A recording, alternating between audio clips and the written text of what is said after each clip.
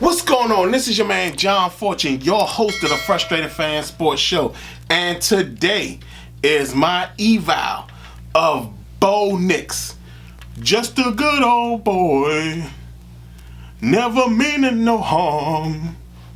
It's all he ever saw was the trouble with the law since the day he was born. I know a lot of y'all like, what in the hell did he just sing right there? For y'all who might be a little bit younger, that was actually a pretty good show, but you know, people are racist and it ruined the excitement of the show. But it was a pretty good show when I was growing up. But anyway, it was in syndication when I was growing up, but it is what it is. For those who know, they probably started laughing when I did that. But anyway, we're going to talk about Bo Nix, his pros, his cons, and this is the Bo Nix eval. So again, this is one of the guys that I said was a game changer.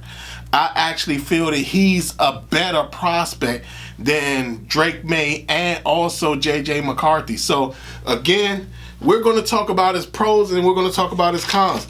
The first thing about Bo Nix, can extend plays and keeps his eyes down the field. One thing about Bo Nix that you see early on is that he does try his best to keep plays alive. So he'll sit up there and a play will be dead, and he'll try his best to keep pushing, keep maneuvering, keep working so the play can last as long as possible. And he'll make a really incredible throw. But that's what he does. You know, he's a type of guy that when the pocket breaks down, he's ready to do what he can to extend the play or maybe even take off himself, but he does everything he can to extend the play. So that's this first thing. He has a fast release.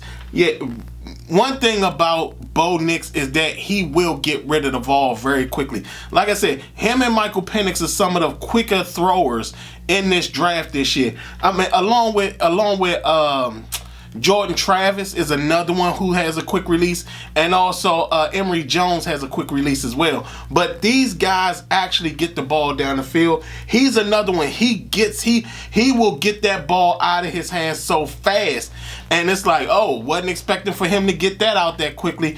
And not only that, he manipulates the defense well enough so that when he does get the ball out quick enough, he's already hitting this guy in stride. So he does a fantastic job with that. Next, of course, and this leads into his mobility. Bo Nix is very mobile. He himself is actually a dual threat guy. You can actually place him in the RPO system, and he will work well in that system. He'll probably work well in a passing system as well, but more in an RPO system. When he breaks the pocket, he goes. And he does a fantastic job with getting himself out there, getting extra yardage, and at the same time, if need be, he can sit up there and slide. But he does a fantastic job with his mobility. Should it be either to give himself more time to throw down the field, or should it be to just go ahead and run for how much yardage he wants to run anyway? So he does a pretty good job with that. Next is his mobility also leads into this, which is he's very good at the exchange point when RPO plays are called. So a lot of times what happens is that you'll have a good example of this is the way Drake May hands the ball off in RPO situations versus the way Bo Nix hands the ball off. Like, Bo Nix sells the RPO very well, and he does a fantastic job at the exchange point. You rarely see Bo Nix fumbling the ball or struggling with trying to get the ball to the running back or tucking it and running himself. He's very good at that exchange point. He does a fantastic job with that. He makes sure that the ball is in the gut of the running back and the running back is through the hole and done.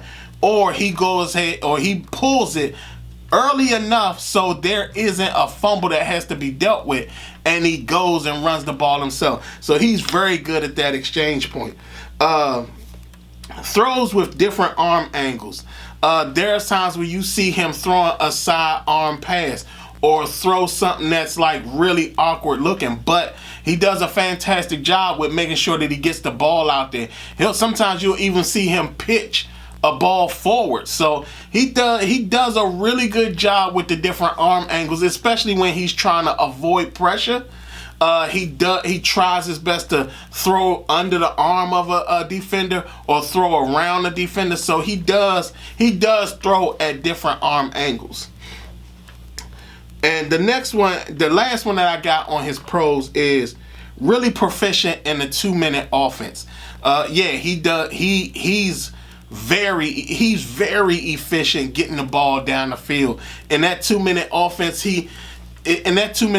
he does a really good job getting down the field, getting the ball where it needs to go, getting the ball to the person it needs to go to, and actually making plays when it comes down to it. So again, very, very proficient in that 2-minute offense. And I mean, there's been a lot of times where you'll see him march the team down the field in the 2-minute offense and actually do a better job than he's been doing the whole game in that 2-minute offense. So, I mean, I don't know if that's a product of the coaching or if that's just him trying to get the ball down the field, but he's very proficient in the 2-minute offense.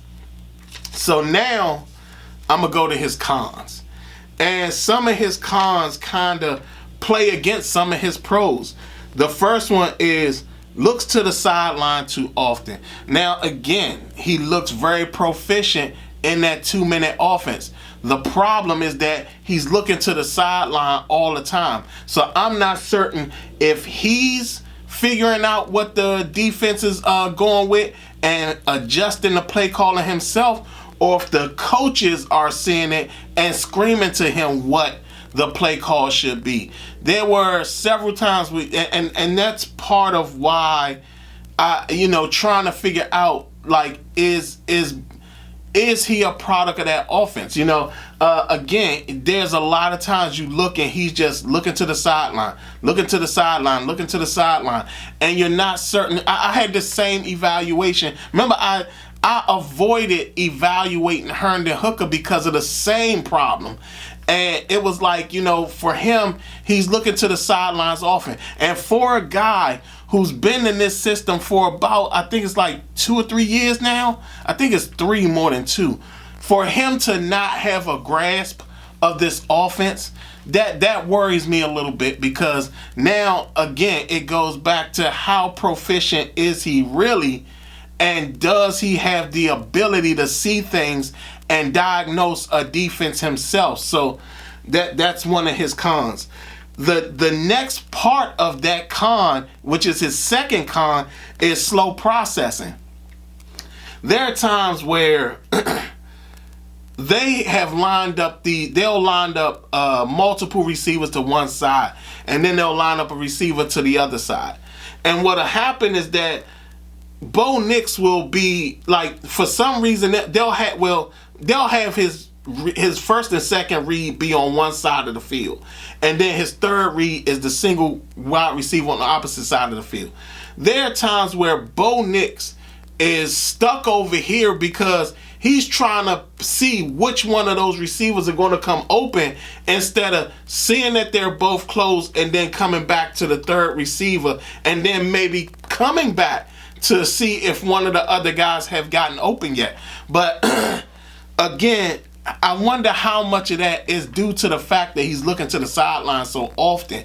Like, is that assisting with his slow processing? You watch him and it's like, okay, he has to get the ball out. He has to get the ball out now. You can see that if guys are covered, he hesitates to throw the ball, and a lot of that is due to him slowly processing. And what happens is that he doesn't look to throw a guy open, or he doesn't throw within that window where a guy actually is open, but he might seem not open. And That's a problem. So we got to see what's going on there.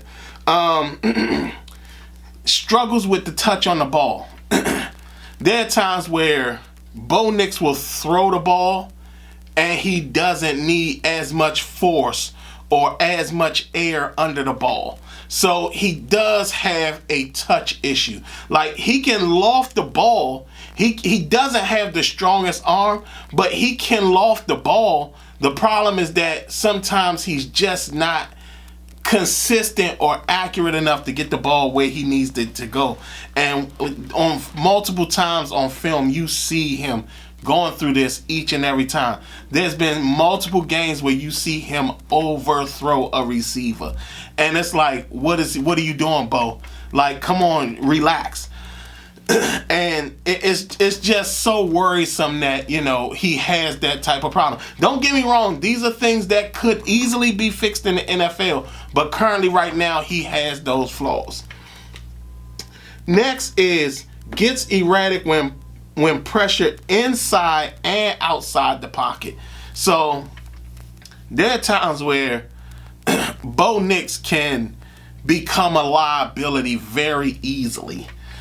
Because he, like, sometimes he's feeling pressure that's not even there, you know, but once he gets pressure, he starts to get very erratic with how he's throwing the ball, and you can tell he's getting either intimidated or something. But he'll sit up there and a pass rusher will come. Like, if he sees a pass rusher coming, he'll throw the ball and he'll overthrow a receiver, or he'll underthrow the ball, or he'll throw it out of bounds.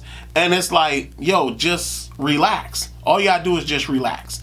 And sometimes, like, when he gets that pressure, he gets very erratic. You could tell he's like, almost like his clock for throwing the ball is now screaming, now, you know, and he's not giving himself an opportunity to truly process what's going on. So again, he can get very, very erratic when he's inside the pocket or outside the pocket. So he becomes a very erratic passer. Last but not least is the thing that I've said on multiple times, and it's the final thing that I feel is one of his flaws, and that is he the product of the organ system. We saw him, like, he's very, very good in this organ system. You're talking about the year before, he threw for 20-something touchdowns, and then last year he threw for 40-something touchdowns. But when we saw him in the Senior Bowl, which was a different offense for him, he didn't look as crisp as you wanted him to. Not only that, you saw the erratic passing, the erratic behavior when he was getting pressured in that game. So it's like now it becomes even a bigger factor of how much is he a product of that organ system, and can he learn a different NFL system? Is it possible for him to learn something different and not have the same problems or needing to look to the sideline? Can he call plays, or can he see defenses without looking to the sideline or without a coach screaming in his ear? Like, how much of that can Bo Nix truly process himself? But other than that, I mean, when it comes to Bo Nix, Bo Nix does have a lot of really good traits, but he also has some stuff about him that kind of makes you feel like, man, I wish you could be just a little bit better. When it comes to comps, Bo Nix can be all over the place. In all honesty, to me, Taysom Hill, he comes off like a Taysom Hill. He can throw a little bit better than Taysom Hill. Maybe even Baker Mayfield to some extent. He's taller than Baker Mayfield, but he has that kind of play style when you really think about it. But again, if he goes to the right offense, he goes to the right coach, he goes to a guy that can develop him, Bo Nix could be a sleeper in this draft. He could be something special. But if he doesn't, then you might see an erratic Bo Nix in in the NFL. So again, that was the evaluation on Bo Nix. How do y'all feel? What do y'all feel about Bo Nix? Do y'all feel Bo Nix has the chance to actually be drafted by Washington? Maybe not. But what do y'all feel about Bo Nix? Do y'all agree with some of my analysis, or do you not? Y'all tell me what y'all think. Other than that, this has been your man John Fortune, and this has been the Frustrated Fan Sports Show.